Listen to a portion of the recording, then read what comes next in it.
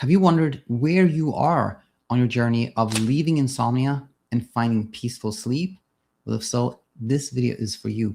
We're going to look at 3 signs that you're actually much closer to leaving the struggle than it may seem like. Let's take a look. Hi there, I'm Coach Daniel, sleep physician turned sleep coach and educator, and I'm so glad you're here. We're going to look at 3 signs that you're actually closer to leaving the struggle with insomnia than it may seem like. I think this is really helpful because you may actually have experienced one of these signs and you thought it actually meant something that was discouraging and you thought some intervention was needed, and it might have taken you a little longer than it otherwise would have to leave the struggle. So I really want to share this with you. I'm really excited about this. But before we look into it, very briefly here, in about 1 month, February 15th, we're starting our next batch of training coaches, sleep coaches, certified sleep coaches. And this is going to be really interesting for you if you want to start your own online business, if you're already coaching, or maybe you have a counseling practice and you'd like to help people with insomnia as well, or for personal development. If you'd like the deepest level of understanding that we offer, then just head over to our website, thesleepcoachschool.com, and tap Get Certified at the top, and it will take you through some information as well as the application process. So if you're interested, please consider that. Again, we're starting February 15th, our next batch. We have 4 slots, 1 is taken, 3 are open. Anyway, and now let's get into today's topic, which are these overlooked insomnia recovery signs that I have discovered over the years. Oftentimes, students have told me some things that they just mention or don't take much, don't even consider as meaning anything in particular, or find kind of discouraging. And in my mind, they're actually very encouraging. So let's take a look at them. The first one I just called silly season.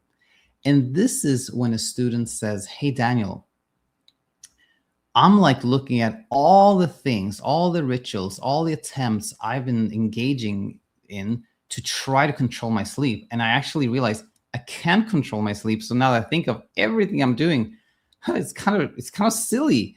You're kind of laughingly describing your attempts to achieve sleep as ridiculous, silly, absurd, nonsensical, doesn't make sense, something like that.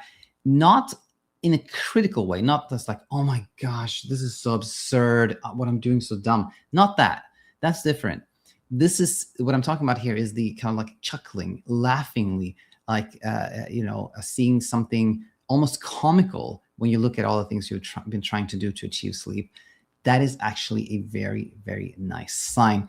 This is showing that you are now transcending the struggle. You're putting yourself outside the struggle. You are becoming an observer.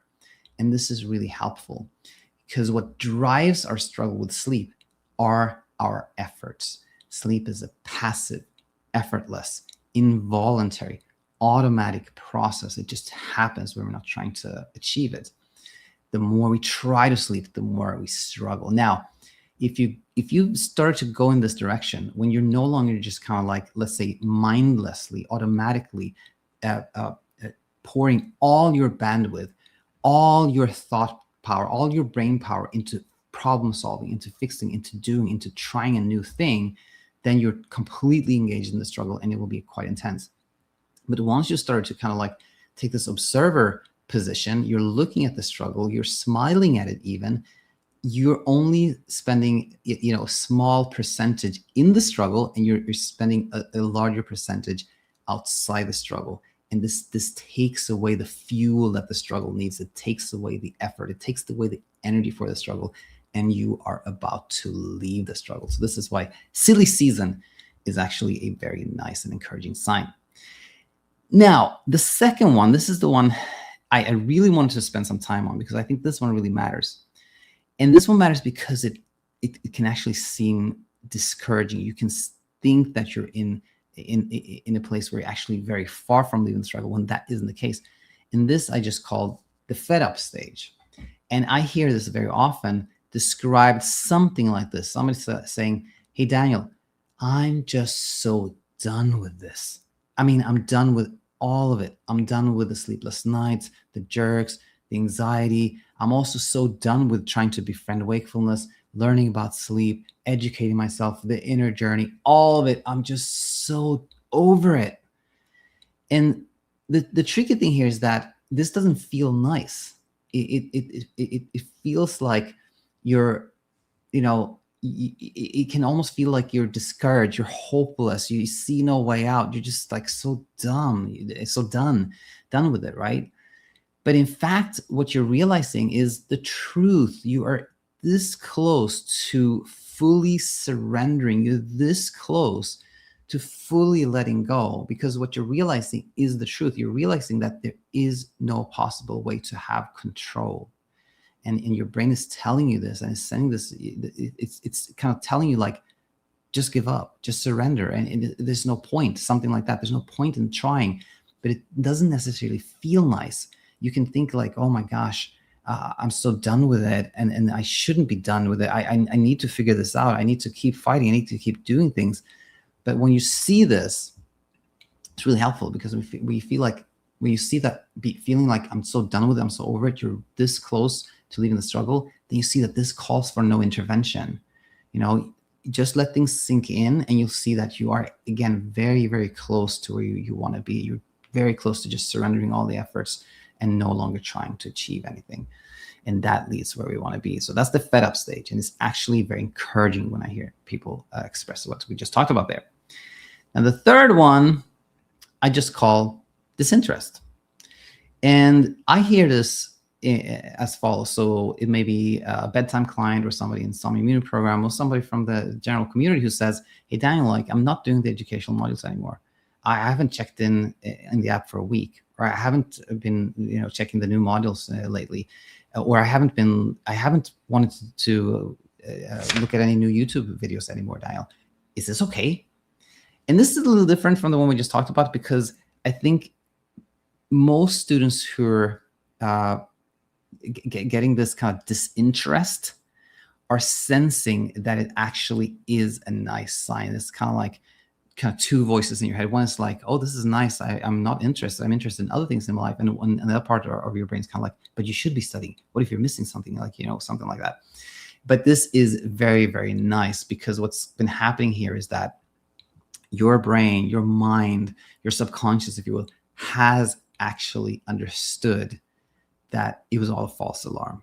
There was never any real danger. And your brain is not interested in solving a non-existing problem. So therefore, it's no longer interested in learning more about sleep or insomnia. It's just interested in other things that are exciting to you in your life, opportunities, or maybe other things that are problems that need some attention or something like that. But it's no longer interested, and that is a very nice sign.